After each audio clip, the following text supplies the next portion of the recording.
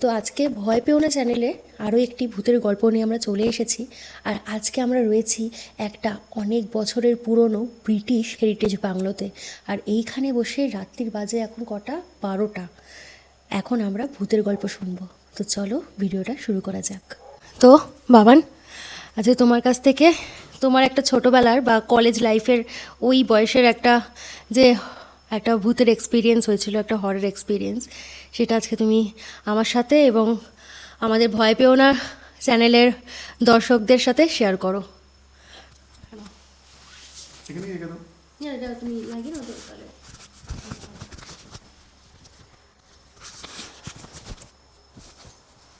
তো তোমার মনে আছে এই গল্পটা? আমি তোমাকে তাও 2-3 বছর আগে তো বলেছিলাম নাকি?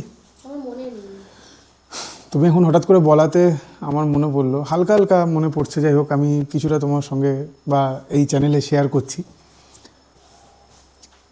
তাও তো কম করে 6-7 বছর আগেকার কথা হবে। তখন কলেজ লাইফ, বন্ধুবান্ধব মিলে হঠাৎ করে প্ল্যান করেছিলাম পাহাড়ে আসবো। তো উঠতি বয়সে যেটা হয়, তো খুব এক্সাইটেড আমরা সবাই যে ইয়ং ব্লাড, সবাই একসাথে পাহাড়ে যাব।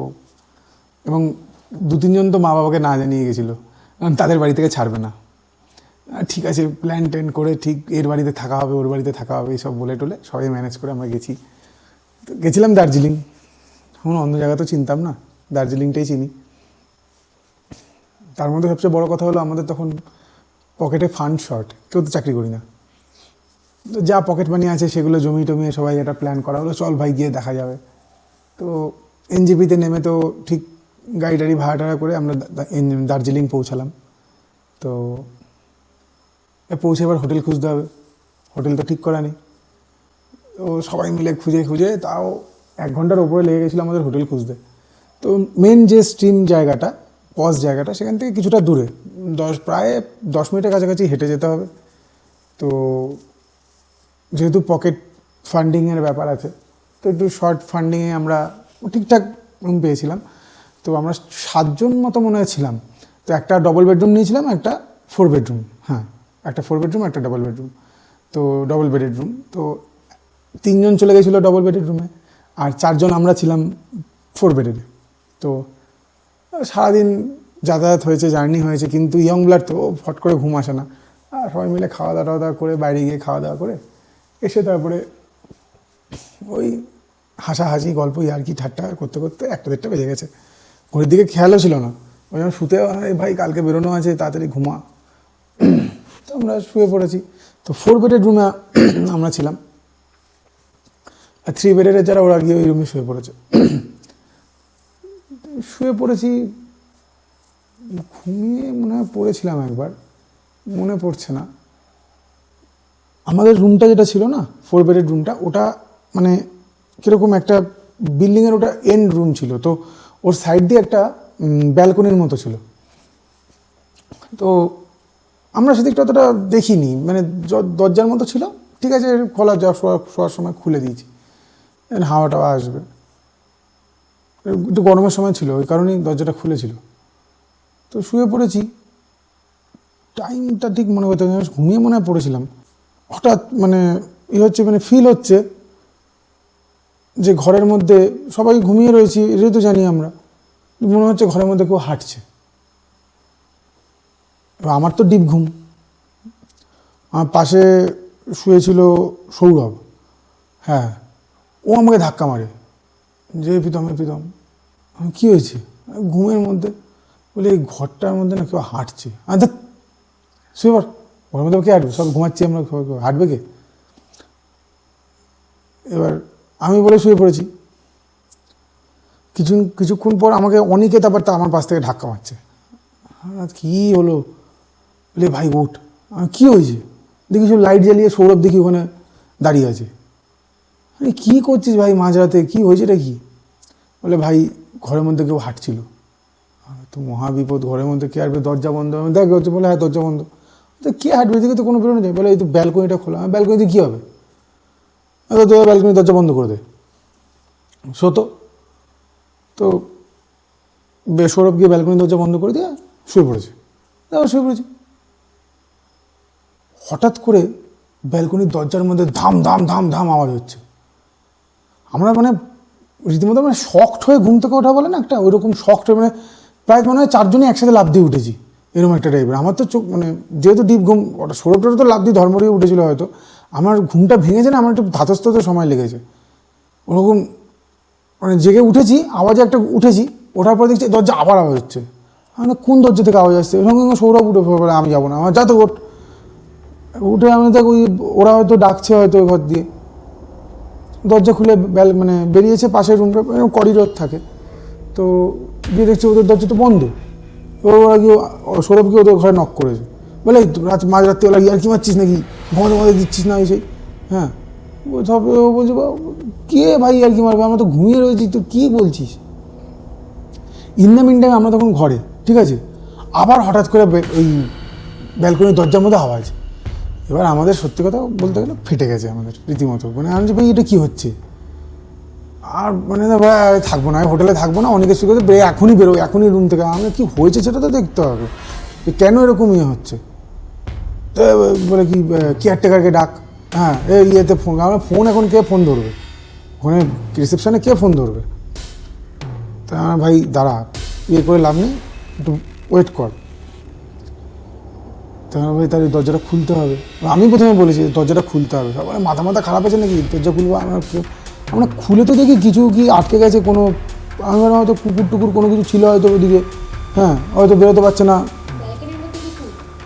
আমার মনে হচ্ছে যে ব্যালকনি ওই সাইডটা হয়তো কোনো কুকুর টুকুর হয়তো ভেতরে ওদিকে ছিল, এবার পা দিয়ে বা মাথা দিয়ে গুঁতো দিচ্ছে। তো এবার দরজা খুলবো, আমাকে কেউ খুলতে দেবে না দরজা। আমার খুলে তো একবার দেখি কী ব্যাপার, কিছুতেই খুলতে দেবে না, ঠিক আছে খুলবো না। বলে না আমরা এই রুমে থাকবো না। এবার কী হয়েছে, যেটা 3 বেডরুম ছিল, সৌরভ বলছে আমি কিছুতেই এই রুমে থাকবো না, আমি ওই রুমে চলে যাবো। এবার আমি যা, এবার আমি, অনিকেত, সৌরভ আর সাম্যদীপ 4 জন ছিলাম। তো সৌরভ বলছে আমি থাকবো না, তো সৌরভ চলে গেছে। এবার আমি, অনিকেত আর সাম্যদীপ রয়েছি। হ্যাঁ, সাম্যদীপের তার একটু সাহসটাও আছে, ও বলে ধর কিছু হবে না, ঘুমিয়ে পড়তো। এবার ব্যাপারটা কী হয়েছে, আমরা যে মানে যেটা আরেকটা কথা বলতে ভুলে গেছি, এই যে দরজাটা যেটা লাগানো ছিল তার পাশে না 2টো জানলা ছিল, নর্মাল করিডোরে ইয়েতে যেন জানলা থাকে, ওখানটা পর্দা দেওয়া ছিল, আমরা খুলে দেখিনি। এবার সৌরভ যখন দরজাটার দিকে গেছিলো, যে দরজার দিকে কেউ হাঁটছে বা ধাক্কা দিচ্ছে এরকম ইয়ে করছে, তখন ওই পর্দাটা ও সরিয়েছিল, সেটা আমরা তখন সেভাবে খেয়াল করিনি। তো এবার যখন লাইট টাইট অফ করে সৌরভ ওই ঘরে চলে গেছে, আমরা লাইট টাইট অফ করে শুয়ে পড়েছি। মানে লিটারেলি মানে আমি ওই সৌরভ পাশে ঘরে চলে গেছে, ও আর মানে ওই রুমে থাকবেই না। এবার আমি আর অনিকেত, এবার সাম্যদীপ ঘুমিয়ে রেখেছিল, সাম্যদীপ 10-15 মিনিট আবার ঘুমিয়ে পড়েছে। আমি আর অনিকেত না ঘুমাতে পারছি না, কারণ আমি কানে পরিষ্কার আওয়াজটা শুনেছি, অনিকেতও শুনেছি। এবার আমার দুজন ভাইটা কিসের আওয়াজ হলো, কেন হলো, কীভাবে হলো, এই নিয়ে আমরা এই করছি। করতে করতে হঠাৎ করে দেখি অনিকেতের চোখটা না বড় হয়ে গেছে অন্ধকারের মধ্যে, মানে অন্ধকার মানে কীরকম, হালকা আলো জ্বলছিল রুমের মধ্যে। এবার আমি ওদিকে এবার হট করে না দেখছি যে মানে হালকা আলো জ্বলছিল মাথার উপরে, অনেকের দিকে বড় বড় চোখ করে ওই দরজার দিকে তাকিয়ে আছে। এবার ওই বড় বড় চোখ কথা বলতে বলতে হট করে বড় চোখ দিকে আমি ওদিকে তাকিয়েছি। আমি লিটারেলি আমি একটা জিনিস শুধু হালকা দেখলাম, মনে হয় যেন কেউ যেন চলে গেল। এবার ওটা আমার তখন প্রথমে একটা মনে হয়েছে যে আমার ভ্রম হতে পারে। হট করে কোনো একটা দিকে তাকালে না, মানে দেখো তুমি একদিকে অনেকক্ষণ তাকিয়ে আছো, হট করে কোনো একটা দিকে তাকালে মনে হবে যেন কিছু একটা সরে গেল, এটা হয়। এবার আমি ওইটা ওরকম ইয়ে হওয়ার পর আমি সঙ্গে সঙ্গে অনিকেতের দিকে তাকিয়েছি। অনিকেত বলছে ভাই এই রুম থেকে এখনই বেরো। আর কী হয়েছে, তুই কিছু কি দেখেছিস, বলে তার মানে তুইও দেখতে পেয়েছিস, আমাকে উল্টো কাউন্টার করছে। মানে আমি কিছুই সেরকম দেখতে পাইনি, আমি জাস্ট মানে যখন ঘুরলাম দেখলাম মনে হলো, বলে হ্যাঁ ওইটাই। আমি পরিষ্কার দেখলাম একটা শরীর পুরো ওই জানলার পাশ দিয়ে পুরো হেঁটে বেরিয়ে গেল, ব্যালকনির মধ্যে কে হাঁটছে। আমার মানে এখনও যে বলছি না, আমার জাস্ট ওই সিনটা মনে পড়ছে, মানে ওরকম অন্ধকারের মধ্যে। এবার সাম্যদীপ তো ঘুমিয়ে রয়েছে, মানে কিন্তু হালকা আলো জ্বলছে। অনিকেত বলছে ভাই এখনই এই রুম থেকে চল, আমরা এই রুমে থাকবো না ভাই, বহুত চাপ আছে। আর সাম্যদীপ তো ঘুমিয়ে আছে। আমরা এই সাম্য ওট বলে আবার কি হয়েছে ভাই, আমাকে ঘুমাতে দিবি, আমার কালকে সকালবেলা আমরা বেরোবো। না ঘুমাতে হবে না, পাশের ঘরে গিয়ে ঘুমাবি, চল এই রুমে থাকবো না। তো যেই সাম্যদীপ, আমি আর অনিকেত, আমাদের লাগেজ রয়েছে, ঠিক আছে রুমে আমাদের লাগেজ রয়েছে, আমরা না এই রুমে থাকবো না, ওই ঘরে গিয়ে দরকার হলে মাটিতে শুয়ে পড়বো তাও ভালো, কিন্তু এই হোটেল থেকে কালকে ছেড়ে বেরিয়ে যাবো, কিন্তু আজকে তো থাকতে তো হবে। এবার আমি অনেককে বললাম দাঁড়া আগে সাম্যদীপকে উঠে তারপর তিনজনে একসাথে চলে যাবো, কাউকে এই রুমে থাকার দরকার নেই, একটু বন্ধ করে পাশের রুমে গিয়ে নক করলে ওরা তো দরজা খুলবে। এবার অনেকে বলে না আমি তার আগে ওকে ফোন করি, সৌরভকে ফোন করি। তো সৌরভকে ফোন করছে। এবার যেই আমরা মানে উঠে গেছি, বিছনা থেকে উঠে গেছি, সাম্যদীপও উঠে গেছে, উঠে দরজার কাছে গেছি, আবার ওই দরজার মধ্যে নক, এবং আরও জোরে আওয়াজটা, ব্যালকনি দরজা, আবার আরও জোরে আওয়াজ। মানে আমরা যে মানে ওই যে আওয়াজটা যেই হয়েছে আমরা মানে পড়ি তো মরি, মানে দরজা কোনো মতে খুলে কে কাকে ধাক্কা দিয়ে আগে ঘর দিয়ে বেরোবো, মানে এরকম ব্যাপার। মানে শুধু মানে ওই ভয়ের চোটে আমাদের তখন মানে মুখ দিয়ে হয়তো গালাগালিটা বেরোনো বাকি ছিল, ঠিক আছে। মানে রুম থেকে কোনো লাগেজ পাগেজ সব মায়ের ভোগে, জানি না কিছু কোথায় কী, রুম থেকে কোনো মতে বেরিয়ে পাশের রুমের দরজার মধ্যে গিয়ে তিনজনে মিলে হামলায় পড়েছি। আর সাম্যদীপও তখন আওয়াজটা পরিষ্কার শুনেছে, ও তখন উঠে মানে যেহেতু বেরোবে বলে আমরা ওকে ডেকে দিয়েছি, ঘুমটার ভেঙে গেছে, ও আওয়াজটা পুরোপুরি শুনেছে, বলে ভাই আমি এখানে থাকছি না, ওর ততক্ষণ ওর ফেটে গেছে, ঠিক আছে। হ্যাঁ ভাই আর থাকার তো কোনো প্রশ্নই নেই, এই হোটেলে আমাদের কিছু বলারও দরকার নেই, আমরা এখান থেকে পালাবো, পরিষ্কার কথা। তো এবার ওদের দরজা গিয়ে নক করেছি, নক করাতে এবার ওরা বলছে কী করছিস তোরা ভাই, এবার কি ঘুমাতে, আমরা দরজা খোল তাড়াতাড়ি, আমরা দরকার নিচে শোবো, আমরা ওই ঘরে শোবো না। এবার সৌরভ তখন বুঝে গেছে যে নিশ্চয়ই কিছু একটা ক্যাচাল হয়েছে, তিনজন কেন একসাথে এই ঘরে আসছে, ঠিক আছে। এবার সৌরভ, এবার যে আমরা ঢুকেছি সৌরভ উঠে এসছে, বলে কী হয়েছে, ভাই যা বলবো সকালবেলা বলবো, এখন আর কিছু বলার ইয়ে নেই, মাথা এমনি হ্যাজ হয়ে গেছে, ঘুমাতে পারবো না, ভয়ের চোটে অবস্থা খারাপ আমাদের। এবার ওরা যারা পাশের ঘরে ছিল, ঠিক আছে, ওরা বলছে ভাই কী ব্যাপার কী, আমরা কিচ্ছু ব্যাপার না, আমরা এক ঘরেই থাকবো, অসুবিধা নেই, এখানে নিচে শুয়ে পড়ছি। কোনো মতে সকাল হয়েছে, ঘুম আর হয়নি আমাদের, কোনো মতে সকাল হয়েছে, সকালে সূর্য আমি এখনই 5টা বাজে, আমরা এখনই বেরো, 5টা ঘড়িতে বেরিয়ে যাবে, এখনই জামা প্যান্ট যা পরে আছি ওই পরেই বেরিয়ে চ, অন্য হোটেল দেখা যাবে, লাইফ প্যাকেজ নিয়ে বেরো। তো আমরা বেরিয়ে এসেছি নিচে, রিসেপশনে এসেছি, দেখি কেউ নেই, আমরা এসে বেল বাজিয়ে যাচ্ছি, ও দাদা করে খুব ডেকে ডাকার পর কিছু একটা লোক এসছে, হ্যাঁ আমরা হোটেল ছেড়ে দেবো, বলে আপনারা তো কালকেই ঢুকলেন, হ্যাঁ আমরা থাকবোই না আপনাদের হোটেলে, আপনারা হোটেলের মধ্যে রেখে মানুষকে মারার চেষ্টা করছেন। বলে কী ব্যাপার, আপনাদের কোন রুম ছিল, কোন রুম ছিল মানে আমাদের এই রুম আর ওই রুম ছিল। এবার যেই ওনাকে বলেছি যে আমাদের এই রুম আর ওই রুম ছিল, দুটো নাম্বার বলেছি, উনি বলছে আপনাদেরকে এই রুম কে দিয়েছে, কে দিয়েছে, আবার আপনাদের এখানে লোক বসেছিল, সে আমাকে বললো যে এই দুটো রুম হবে, হ্যাঁ আমরা গিয়ে ওপরে গিয়ে দেখলাম, দেন তো আমরা রুম নিলাম। বলে আমরা তো ওই রুম বিগত 4-5 বছর ধরে কাউকে ভাড়া দিই না, হ্যাঁ একটা রুম দিয়েছে, বলে ওই রুমটা তো আমরা কাউকে ভাড়া দিই না, আপনাকে কে দেখালো। আমি ছিলাম, অনেকের ছিল, আর সৌরভ ছিল, আমরা তিনজনই রুম দেখতে এসেছিলাম। আমরা এখানে একজন মধ্যম বয়স্ক করে, হালকা টাক মাথা, বলে কি বয়স্ক লোক, চশমা পরা, হ্যাঁ চশমা পরা লোক ছিল, উনি আমাকে যাকে চশমা পরা বলে, এবার উনি বলে দাদা আমাদের ক্ষমা করুন, আপনাদেরকে আমরা কোনো রকম হ্যারাস করতে চাইনি, কিন্তু যে ভদ্রলোক আপনাদেরকে দেখিয়েছে রুমটা বা বলেছে এই রুমটা, উনি একদমই নতুন, মানে 2 দিন হলো জয়েন করেছে, তো ওই জন্য উনি জানে না যে ওই রুমটা আমরা কাউকে দিই না, আপনারা হোটেল ছেড়ে যাবেন না, আপনাদেরকে আমাদের দরকারই নেই আপনাদের হোটেলে থাকার, এবং আমাদের যা পয়সা হয়েছে বা রুমের যা ভাড়া হয়েছে আমরা তার 50% দেবো, যদি পোষায় তো নিন, নইলে আমরা এখনই বেরিয়ে যাবো, আমরা 1 পয়সা দেবো না, যে 50% নেওয়ার হয় নিন, নইলে ছেড়ে দিন। বলে না ঠিক আছে, আপনার যা হবে আপনারা দিয়ে দিন। তো ওখানে ওই মুহূর্তে আমরা সকাল 5টা 5:30 মতো মানে বাজে, ওই কথোপকথনের ইয়েতে আমাদের তখন কত লেগেছিল, 500 কি 600 টাকা হবে হয়তো অ্যাপ্রক্স, আমার মনে পড়ছে না। তো ওই দিয়ে আমরা সঙ্গে সঙ্গে রুম থেকে বেরিয়ে যাই। তারপরে তো মানে আমরা বিগত তারপর 3-4 বছর আমরা শুধু এই আলোচনা করেছি, আমি আর অনিকেত, যে ভাই আমরা যেটা দেখেছিলাম এটা কি আদৌ সত্যি দেখেছিলাম নাকি এটা আমাদের হ্যালুসিনেশন ছিল। কিন্তু ও যেটা দেখেছে ও পরিষ্কার দেখেছিল, আর আমি আবছা দেখেছিলাম। কিন্তু অনেকেই বলছে ভাই আমি এতটা ধোকা খেতে পারি না কোনো দিন চোখে, আমি কোনোদিন খাইনি এত বড় ধোকা চোখে, যে আমি ওরকম হ্যালুসিনেট করবো রাতের বেলা। তারপরে তো পরের দিনকে ওদেরকে সব বলি, ওরা বলে ভাই তোরা সত্যি দেখেছিস? আমি তো আবছা দেখেছি, অনেকের থেকে জিজ্ঞেস করো, অনেকের তো দেখেছে পুরো পরিষ্কার। এবার অনেকের এটাতে কনফার্ম ছিল যে এটা পুরুষ ছিল না নারী ছিল, কারণ যেহেতু জানলার ওই পর্দাগুলো সরানো ছিল এবং জানলাগুলো হালকা অন্ধকারের মধ্যে কত কী হয়ে যাবে, কিন্তু পরিষ্কারও দেখেছে যে একটা শরীর এদিক থেকে ওদিক চলে গেল ব্যালকনি দিয়ে, মানে ওই ব্যালকনিটা কিন্তু লকড, মানে ওই পাশের রুমে আর ওই ব্যালকনিটা নেই, কিন্তু ওইখানে ও ওটা দেখেছিল, মানে আমি এখন বলছি তাই এখনও যদি আমি অনিকেতকে ফোন করে জিজ্ঞেস করি যে ভাই মনে পড়ে, তো ও হয়তো স্মৃতিরোমন্থন করবে যে এরকম হয়েছিল আমাদের সাথে। তো এটা একটা অদ্ভুত ঘটনা আমাদের সাথে দার্জিলিংয়ে এসে।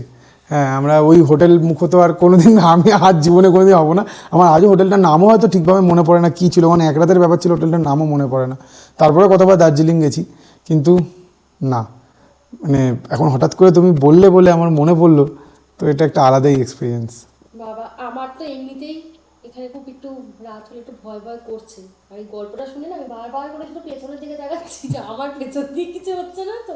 আর এখানে একটা পোকা কন্টিনিউয়াসলি এমন আওয়াজ করছে যে আমার রীতিমতো হার্টবিটটা বেড়ে গেছে। আর এইরকম একটা অ্যাম্বিয়েন্সে বসে হ্যাঁ, এই অ্যাম্বিয়েন্সটা মেন কথা, এই অ্যাম্বিয়েন্সটা আমাদেরকে মানে আরেকটা আলাদা ভাইবস দিচ্ছে, একটা আলাদা ফিল দিচ্ছে। এই গল্পটা যে আমি শেয়ার করলাম তোমাদের সাথে, তো এই একটা ঘটনা। হ্যাঁ সরি, এটা ঘটনা। হ্যাঁ, মানে ঘটনাটা আজ গল্প হয়ে গেছে, কিন্তু এটা মানে আমার এবং অনিকেতের রিয়েল ফিল ছিল। অনিকেতের যেটা বললাম, অনিকেতের 100%। সবাই তো সাউন্ডটা তো সবাই শুনে। হ্যাঁ, সাউন্ডটা আমরা সবাই শুনেছিলাম যে দরজার মধ্যে ওরকম মাঝরাতের বেলা ওরকম এত জোরে জোরে পেটানোর আওয়াজ, আমরা জানি কোনো কুকুর টুকুর হয়তো মাথা দিয়ে ধাক্কা মারছে, আটকে গেছে বা কিছু, কিন্তু মানে লাস্ট টাইমের আওয়াজটা যে পরিমাণ জোরে হয়েছিল, মানে রীতিমতো কেউ সজোরে ধাক্কা মারলে মানে দরজার মধ্যে তখন এরকম আওয়াজ হয়। হ্যাঁ, মানে ওই আওয়াজটা এখন আমার কানে বাজছে, তো আমি যেটা শুনেছিলাম। তো এখন আমরা একটা হোটেলের মধ্যেই রয়েছি, তাও অনেক বছরের পুরনো একটা ব্রিটিশ একটা হেরিটেজ বাংলোতে। তো তোমরা দেখতেই পাচ্ছ অ্যাম্বিয়েন্সটা। এই যে পোকাটা তখন থেকে এমন আওয়াজ করছে। তো যাই হোক, আজকের এপিসোডটা তোমাদের কেমন লাগলো, আর এরকম গল্প যদি আরও শুনতে চাও অবশ্যই কমেন্ট করে জানিও। আর এই গল্পটা তোমাদের কেমন লাগলো সেটাও কমেন্ট করে জানিও। আরও নতুন নতুন হরর স্টোরি বা ঘটনা যেটাই বলো সেটা নিয়ে আমরা চলে আসবো এই ভয় পেও না চ্যানেলে। তো চ্যানেলটা তোমরা সবাই প্লিজ সাবস্ক্রাইব করো, আর ভালো লাগলে লাইক করে দিও। চলো, আজকের মতো গুড নাইট। Good night.